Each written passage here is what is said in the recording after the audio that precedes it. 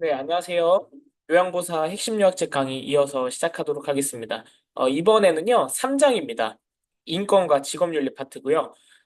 1장, 2장 내용뿐만 아니라 이 3장 내용도요, 특히나 재가노인의 인권, 그리고 시설노인의 인권, 이 부분에 대해서도 시험 문제가 자주 출제되는 부분이니까 우리 선생님들이 꼭 유념해서 잘 봐주시면 감사하겠습니다.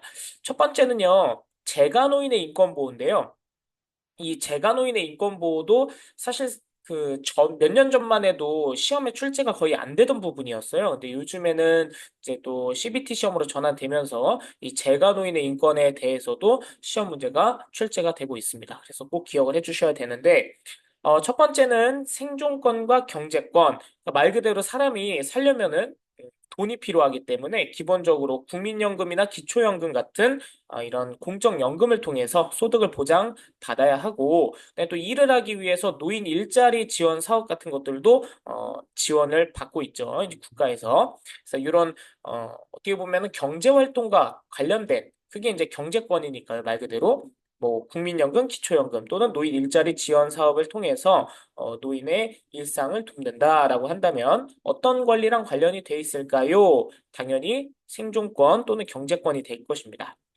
자, 이번에 나오는 건강권도 마찬가지로 건강권, 누구나 건강하게 살 권리가 있기 때문에 그 건강을 지키기 위해 필요한 뭐 치료를 받을 때나 약을 살 때나 건강검진을 받을 때 대표적으로 지원받을 수 있는 사회보험이 있죠. 그렇죠. 국민건강보험. 그다음에 뭐 일상생활에 지장이 있을 때 국가로부터 지원받을 수 있는 제도, 노인 장기요양보험 제도 이런 것들이 있겠죠. 그 외에 노인 돌봄 사업 여러 가지가 있죠. 뭐 노인 맞춤 돌봄 서비스 뭐 이런 부분들 그게 이제 건강권과 관련이 있다 이렇게 생각해 주시면 됩니다. 네, 세 번째 나오는 교육 문화권은 누구나 이제 교육을 받을 수 있는 권리가 있고 문화생활할 권리가 있다. 그래서 요즘엔 평생교육이라는 말 많이 들어보셨죠? 이런 평생교육이나 아니면은 뭐 노인복지관, 경로당, 노인교실 이런 여가복지 시설을 통해서 뭐 문화생활, 여가생활 할 수 있도록 도와주는 것이 교육권, 문화권을 보호하는 것이다. 자, 마지막으로 주거환경권 보호는 말 그대로 주거환경, 살아가는 그 공간, 그 환경을 보호하고 개선해주기 위해 자신의 집에서 생활할 수 있도록 주거환경을 개선해주는 여러 가지 도움들이 있을 것입니다. 노인생활 지원사나 요양보호사 분들이 오셔서 기본적으로 뭐 청소라든지 아니면은 집안의 그런 안전 장비 같은 것들을 점검해 준다든지 뭐 걸려서 넘어지실 수 있는 문턱을 제거해 준다든지 이런 부분들이 이제 주거 환경권 보호와 관련이 있습니다. 그래서 이 재가노인이라고 하면 집에서 일상생활을 하면서 필요한 부분만 선택적으로 이용하는 그런 이용 시설들을 보통 이용을 한 그 재가노인이라고 하는데 그 재가노인과 관련된 총 네 가지 권리, 생존권 또는 경제권 그다음에 두 번째는 건강권, 세 번째는 교육문화권, 네 번째는 주거환경권 보호랑 관련된 문제가 나왔을 때 그 보기를 잘 읽으시고 어떤 권리와 관련된 것인지를 잘 구분하실 수 있어야 됩니다. 이해되시죠? 좋습니다. 자, 그럼 그 다음으로 이제 넘어갈 건데요.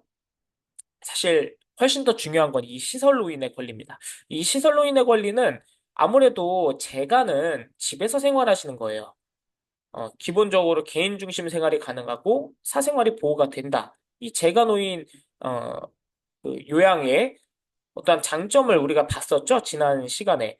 근데 이제 시설노인 같은 경우에는 음, 물론 장점도 있습니다. 복합적인 서비스를 받을 수 있고, 그다음에 요양보호사가 없을 때 또는 어르신이 다치거나 사고가 났을 때 신속한 대처가 가능하다라는 장점이 있었습니다. 하지만 이제 가장 대표적인 단점이 있었죠. 그렇죠. 사생활 보호가 어렵다. 그 다음에 개인 중심의 생활이 어렵다. 이런 부분들.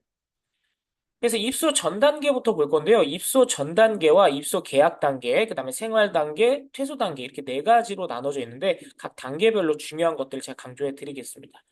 첫 번째, 시설 정보에 대한 접근성을 보장받을 권리가 있습니다. 이게 무슨 뜻이냐면 입소하기 전에는 어떠한 요양원에 대해 여러 가지가 그 기관이 있겠죠. 그럼 그 기관에 정보를 충분히 제공받을 수 있어야 돼요. 실제 노인 장기요양보험 사이트 들어가시면 장기요양 기관 찾기만 하셔도 그 지역에 있는 모든 급여 종류에 따라서 장기간 기관들을 다 확인하실 수 있습니다.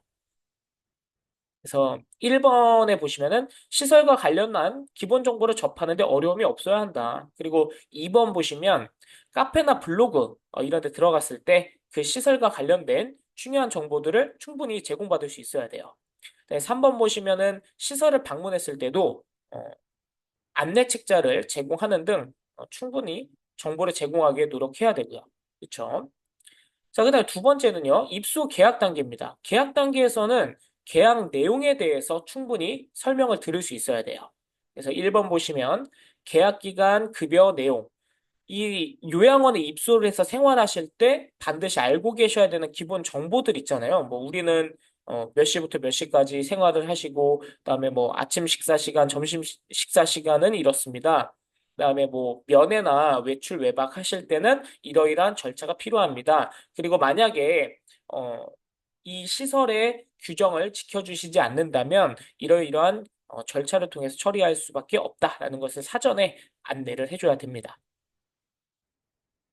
그다음에 이제 2번, 그 밑에 가로 2번을 보시면 노인 스스로 입소를 결정할 수 있어야 된다. 그렇죠? 이게 가장 중요한 핵심입니다. 그래서 1번 동그라미에 입소 계약 과정에 노인의 의사가 자유롭게 표현되고 존중되어야 한다. 결국에는 생활하시는 건 어르신이기 때문에 어르신이 대상자가 직접 본인이 선택할 권리가 있다. 누군가의 강요나 회유, 협박을 통해서 입소 계약을 맺는 것은 적절하지 않다, 부당하다라는 것이죠. 그래서 2번 동그라미에도 마찬가지로 노인 스스로가 입소 여부를 결정하도록 자기 결정권을 포장한다. 이런 것들. 근데 3번 동그라미에도 어르신이 입소 시켜드리기 어려운 경우들이 있어요. 뭐 입소 정원이 다 찼다거나 이런 경우들. 그랬을 때는 다른 기관에 연계를 해서 어르신 이러이러한 기관들이 있으니 한번 문의해 보시겠어요? 라고 알려주는 정도는 도움을 줘야 되겠죠. 자, 그 다음에 이제 본격적으로 여기 생활 단계가 아주 중요합니다. 여기는 별표 3개 치시고요. 근데 생활 단계는 말 그대로 입소 계약 후에 이제 입소하신 거죠. 그래서 이제 요양원에서 생활하시면서 또는 요양 공동생활가정에서 생활하시면서 여러 가지 보장받아야 되는 권리들이 있습니다. 총 11가지나 됩니다. 그중에 이제 1번부터 보겠습니다. 개별화된 서비스를 제공받고 선택할 권리. 자, 선생님들 요 내용은 워낙 방대하고 구분하시기가 어렵기 때문에 제가 한 가지 팁을 드리자면 특정한 단어를 잘 기억하셔서 시험 보실 때 잘 상기시키고 구분하실 수 있으면 좋겠습니다. 개별화된 서비스가 무슨 뜻일까요? 그렇죠. 대상자의 욕구에 맞는 대상자가 원하고 대상자가 필요로 하는 서비스를 맞춤으로 제공하는 게 개별화된 서비스예요. 일방적으로 하는 게 아니라 또는 통일화된 이런 획일적인 서비스가 아니라 개별화된 서비스란 대상자의 욕구를 파악하고 그 욕구를 최대한 반영해서 대상자의 의사를 반영해서 제공하는 것. 그렇기 때문에 1번 동그라미 내용이 중요하겠죠. 노인이 서비스 변경 요청할 때 그 의사를 최대한 반영해야 됩니다. 그 다음에 2번 동그라미 나오는 개인 물품이라는 단어의 동그라미 별표하시고요. 개인 물품 설치를 요청할 수 있다. 허용해야 된다. 이런 것들. 3번 보시면 개인적인 생활 스타일, 뭐 머리 스타일이나 옷차림 같은 것들도 어르신들이 원하는 한 최대한 그 개인적인 선호나 이런 선택을 존중해야 된다. 그래서 밑에 사례 보시면 어르신의 머리를 모두 남자같이 깎았다. 그래서 자기 마음대로 이렇게 만들어 놓았다고 속상해 하신다. 자, 이랬을 때 침해받은 권리가 무엇이냐, 생활 단계에서. 그렇다면 정답은 그렇죠. 개별화된 서비스를 제공받고 선택할 권리가 침해됐다. 이렇게 답을 체크하셔야 됩니다. 그래서 다시 한번 정리하면 개별화된 서비스는 어르신이 원하는 걸 해주는 거죠. 그렇기 때문에 욕구를 파악해야 돼요. 그리고 그 의사를 최대한 반영해야 됩니다. 1번 동그라미의 내용이죠. 그다음에 개인 물품. 이것도 원하는 대로 해줘야 된다. 이런 얘기예요. 남한테 피해만 안 준다면. 네, 3번도 마찬가지입니다. 대상자가 원하는 머리 스타일, 옷차림 있다면 어, 최대한 보장을 하고 존중해 줘야 된다. 그게 개별화된 서비스입니다. 자, 이번에 안락하고 안전한 생활 환경을 제공받을 권리도 마찬가지로 안락과 안전이라는 단어만 잘 체크하셔도 나중에 문제 푸시는데 아주 쉬우실 겁니다. 안락이 무슨 뜻이에요? 편안해야 돼요. 익숙해야 되고. 그래서 2번 동그라미랑 연관이 되죠. 안전하고 깨끗하며 가정과 같은 환경을 제공한다. 그렇죠. 어르신이 편안하게 생활하고 적응하실 수 있는 환경을 제공해야 돼요. 그게 안락이죠. 그다음에 3번 동그라미에 소방기구 당연히 비치를 해야 되고 비상연락장치, 비상벨. 그래서 비상벨이라는 단어를 동그라미 별표 치시고요. 특정한 단어 제가 잘 기억하시라고 했죠. 뭐 1번에 개인 물품은 개별화된 서비스 이렇게 연관시키듯이 2번도 마찬가지로 비상벨, 어, 안락하고 안전한 생활환경 이렇게 연관 지으신다면 공부하시는 데 훨씬 더 도움이 되실 겁니다. 자, 그래서 사례를 보시면 송 어르신은 집에서 편안하게 침대 생활을 했는데 시설에서 매트리스 깔고 잔 후부터는 여기저기 안 쑤시는 데가 없다고 말씀하신다. 집에서 편안한 환경이 있었는데 익숙한 환경이 벗어났을 때 이제 불편하죠. 이랬을 때는 안락하고 안전한 생활 환경을 제공받을 권리가 침해됐다. 자, 3번. 사생활과 비밀 보장은 아주 쉽습니다. 말 그대로 개인정보 수집할 때 동의를 받아야 되고요. 당연한 거죠. 그 다음에 3번 동그라미에 노인이나 가족이 요구할 때 서비스에 대한 정보와 기록을 보여준다. 실제로 그렇습니다. 제가 알아본 바로는 장교양 기관에서 이 대상자와 관련된 기록은 최대 5년은 보관을 해야 되는 의무가 있습니다. 그래서 5년 내의 기록은요, 보호자나 대상자가 원했을 때 열람할 수 있습니다. 자, 그 다음에 5번 동그라미에 별표 치시고요. 정보통신기기, 대표적으로 유선전화기, 무선전화기가 있겠죠. 이런 전화기 사용을 허용한다든지, 그다음에 우편물 수발신, 뭐 택배라든지 편지를 주고받는 것을 제한하면 안 된다. 이게 사생활과 비밀 보장과 관련된 권리입니다. 뭐 유무선 전화기, 우편물 수발신 요거. 사례 보시면 김 어르신은 외부에서 시설 방문을 와서 동의 없이 사진을 찍었다. 이거 사생활 침해죠? 그러니까 당연히 사생활과 비밀 보장 관련된 권리가 침해됐다라고 연관을 지어야 되겠죠. 자, 4번. 존엄한 존재로 대우받을 권리는 이 번호에다 따로 별표를 치세요. 그동안 시험 문제에 이 11가지 권리 중에서도 특히 자주 나왔던 부분이고요. 존엄하다란 뜻은 소중한 존재로 대우받아야 돼요. 그렇죠? 그렇기 때문에 1번 침해라고 권리와 가치가 손상되면 안 된다. 치매 어르신도 우리가 앞에서 배우셨죠? 대상자 중심 요양보호에서 어, 청각과 감정 살아있기 때문에 동일하게 대해야 된다. 그다음 2번 동그라미가 중요해요. 별표 치시고요. 노인의 권리가 침해될 우려가 있거나 침해받은 경우는 이에 회복과 구제에 적극적 조치를 해야 된다. 그러니까 어르신이 누군가 학대를 하거나 아니면 폭력을 행사했을 때 이거를 적극적으로 가해자를 시정한다든지 분리한다든지 어르신을 보호하기 위한 적절한 조치를 취해야 되겠죠. 그 다음에 3번도 중요해요. 자, 우리가 존엄한 존재로 어르신들을 대우해드리기 위해선 노인의 권리에 대해서 알아야 지켜줄 거 아니에요. 그렇죠? 그러니까 인권 교육을 받아야 돼요. 그리고 입소한 어르신에게도 인권 교육을 실시해야 됩니다.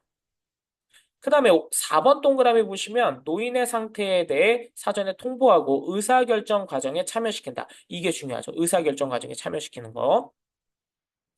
사례 보시면 동료 어르신들을 괴롭히는 노인이 있는데 이 어르신은 오래된 성격이라 못 고치고 다른 노인들도 조용해진다는 효과 때문에 그냥 방치해 둔대요. 이렇다면 다른 어르신들은 피해 보겠죠. 존엄한 존재로 대우받을 권리가 침해된다. 5번 차별 및 노인학대 받지 않을 권리 이것은 너무 쉽습니다. 차별과 관련된 내용. 뭐 어떤 어르신을 특별히 더 대우해주고 나를 무시해 이거 차별이죠. 노인학대 뒤에서도 배우시겠지만 여러 가지 종류들이 있습니다. 자, 그 중에서도 3번 동그라미에 보시면 노인의 의사에 반하는 어떠한 노동행위도 시켜서는 안 된다. 이거 강제로 일시키는 거 신체적 학대예요. 그래서 차별과 학대랑 관련된 얘기가 나온다면 이 내용을 선택을 하셔야겠죠. 사례 보시면 김씨 할머니는 저 노인은 자식들이 직원들한테 먹을 것을 사다 주고 선물을 사다 줘서 직원들이 저 노인한테만 잘해준대요. 그러면 이제 차별을 받는 거죠. 6번. 신체 구속을 받지 않을 권리는요. 말 그대로 우리 왜 억제대 같은 것들 있죠. 또는 어르신 격리하거나 이런 것들 불필요한 경우 아닌 이상은 과도하게 하면 안 되죠. 당연히. 그래서 2번 동그라미에 신체적 구속을 해야 할 불합리한 경우도 불가피한 경우가 있죠. 죄송해요. 불가피한 경우가 있죠. 이랬을 때는 반드시 가족에게 동의를 받아야 합니다. 왜냐면 어르신이 갑자기 막 공격 성향을 보이거나 또는 어르신이 뭐 자꾸 콧줄이나 아니면은 뭐 위장관 영양 이런 설치한 기기들을 자꾸 잡아 뽑으실 때는 어르신의 안전과 건강을 위해서도 불가피한 경우가 있기 때문에 이럴 땐 반드시 동의를 받아야 돼요. 그리고 나서 더 중요한 건 노인의 심신 상태, 구속 시간 및 사유 등을 자세히 기록한다. 음. 왜 기록해야 되는지는 이제 뒷부분의 기록 보고에서도 배우시게 되는데 어떠한 책임 소재를 명확하게 하고 그리고 요양보호사의 활동을 입증하게 하기 위해서 필요합니다. 그 다음에 7번도 번호에다 별표 치시고요. 건강한 생활을 위한 질 높은 서비스를 받을 권리입니다. 그 중에서도 1번 동그라미에 별표 치시고 다양한 영양급식과 개별화된 식단을 제공한다. 이걸 이제 1번에 개별화된 서비스를 제공받을 권리와 헷갈리실 수 있기 때문에 제가 강조합니다. 그 다음에 2번 동그라미도 중요해요. 종사자의 편의에 따라서 식사 시간이 조정되면 안 된다. 그러니까 어르신이 천천히 드실 수 있게 그리고 어르신이 식사를 드실 수 있는 상황에 맞게 서비스를 제공해야 되죠. 모든 서비스의 기준은 제공자가 아니라 대상자라는 거. 그다음에 5번 동그라미 보시면 종사자의 능력 개발을 위한 직무 훈련과 교육 기회를 부여한다. 자, 교육, 훈련 이런 거 요양부사 역할 중에 뭐가 떠오르시나요? 그렇죠. 숙련된 수발자. 이런 숙련된 수발자로서 질 높은 서비스 제공하게 하기 위해 이런 교육들의 기회를 부여해야 되겠죠. 그다음에 이제 6번 동그라미 월별 입소 비용을 안 냈다고 서비스를 제한하면 안 된다. 이거 만약에 제한하거나 어르신 강제 퇴소시키면 그것도 노인 학대의 유기에 해당됩니다. 동의 없이 강제 퇴소시키는. 자, 사례 보시면 시설장이 가장 싼 파마약으로 파마를 해주라고 해서 어르신이 시설에서 파마를 하면 머리카락이 많이 상한다고 하신다. 굉장히 이제 질이 안 좋은, 질 낮은 이런 서비스를 제공받았다. 본인이 느꼈을 때 이러한 권리가 침해된 것이죠. 자, 8번에 해당하는 시설 내 외부 활동 및 사회적 관계에 참여할 권리는요. 대표적으로 어르신들이 친구를 사귀거나 모임을 갖거나 이성교제를 하거나 이런 것들을 제한하면 안 되고 그다음에 외출, 외박, 뭐 면회 이런 것들도 최대한 기회를 보장해야 된다. 그리고 마지막으로 어, 5번 동그라미 보시면 투표권, 정치적인 본인의 이런 자유, 그다음에 종교의 자유 이런 것들을 보장해야 된다. 이런 내용들입니다. 그래서 인간관계와 그다음에 정치적, 종교적 자유를 보장하고 그리고 어르신의 외출, 외박, 면회를 최대한 허용해야 된다. 이 내용과 관련이 있습니다. 자, 그다음에 9번에 보시면 개인 소유의 재산과 소유물을 스스로 관리할 권리. 자, 스스로라고 돼 있죠? 그렇기 때문에 1번 동그라미 내용과 연관이 될 수밖에 없습니다. 개인 사물함을 제공한다라는 거. 잠금 장치가 돼 있는 개인 사물함을 제공한다. 그렇죠? 그래야지 이제 어르신들이 본인의 물건과 이런 옷가지들을 스스로 관리할 수 있겠죠. 그다음 2번 금전 및 물품의 관리를 타인에게 양도하거나 임의로 처분해서는 안 된다. 어르신에게 소유권이 있는 뭐 통장이나 재산, 물품 이런 것들을 허락 없이 누구한테 양도하거나 처분하면 안 되죠. 자, 그래서 밑에 사례를 보시면 치매 할아버지의 통장을 시설에서 위탁 관리하고 있는데 둘째 아들이 통장을 달라고 요청하여 요양보호사가 내주고 확인서를 받아두었다. 그 후에 큰아들이 가족들의 동의 없이 내주었다며 시설에 강하게 항의하였다. 예를 들어서 어르신 앞으로 나오는 뭐 이런 수급비 또는 뭐 연금 이런 통장이 있을 겁니다. 이런 것들을 이제 어르신이 치매가 있으시니까 관리하기 어려워서 이제 큰아들이 할아버지의 통장을 맡겼는데 작은 아들이 이제 나 아들이니까 나한테 주셔도 됩니다. 그래서 처음에 맡겼던 큰아들에게 또는 어르신에게 허락도 안 받고 넘겨줬더니 이런 문제가 생길 수밖에 없는 거죠. 자, 10번 이성교제 성생활 기호품 사용에 관한 자기결정의 권리.